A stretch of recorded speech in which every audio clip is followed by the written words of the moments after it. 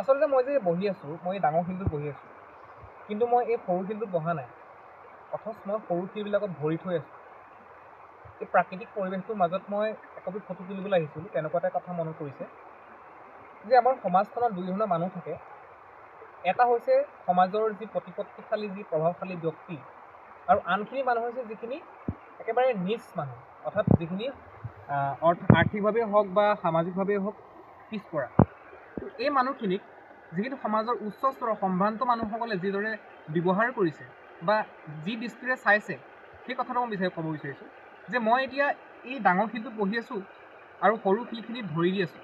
তো ইয়াৰ পৰা কি চিম্বলাইজ কৰিছে যে আমি সমাজত থকা সৰু মানুহখিনি আমি সিহঁতৰ পৰা শুহি খাইছোঁ, ভৰি দি আছোঁ, সিহঁতক ভৰি দি আছোঁ, আৰু আমি ডাঙৰ শিলখিনিৰ ওপৰত লৈ মজা লৈছোঁ।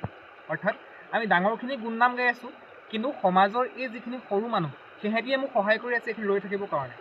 যদি সৰু শিলখিনি নাথাকিলেহেঁতেন তেতিয়াহ'লে মোৰ এই সুন্দৰ ফটোকপি বা ইয়াত বহি থকাৰ এই পজিশ্যনটো কেতিয়াও সম্ভৱ নহ'লহেঁতেন। অৰ্থাৎ ইয়াৰ পৰা আমি এটা কথা ক'ব পাৰোঁ যে আমাৰ সমাজত থকা সৰু মানুহক ডাঙৰ মানুহক আমি সকলোৱে সমান দৃষ্টিৰে চাব লাগে। আমি কেতিয়াও তলৰ মানুহখিনিক নিচ বুলি ভাবিব নালাগে।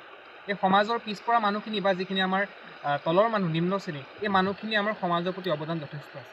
সেয়েহে কোৱা হয় নীত কি ঈদ কি ভূমিকা অধিক হোতি হে। অৰ্থাৎ এটা অট্টালিকাৰ ক্ষেত্ৰত, এটা অট্টালিকা বনোৱাৰ ক্ষেত্ৰত তলৰ যিখিনি নীত কি, যিখিনি ফাউণ্ডেশ্যনৰ ইটা, সেইখিনিৰ ভূমিকা অত্যাধিক হয়।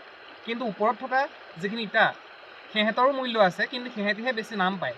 অৰ্থাৎ আমি সেইটো কথাৰ পৰা এইটো মিলাব পাৰোঁ যে আমি সমাজৰ আমাৰ দৃষ্টিটো আমি এনেকুৱা হ'ব লাগিব সমাজৰ প্ৰতি যেন সকলোৰে মূল্য আছে, আমি কাকো মূল্যহীন বুলি ভাবিব নালাগিব। ধন্যবাদ।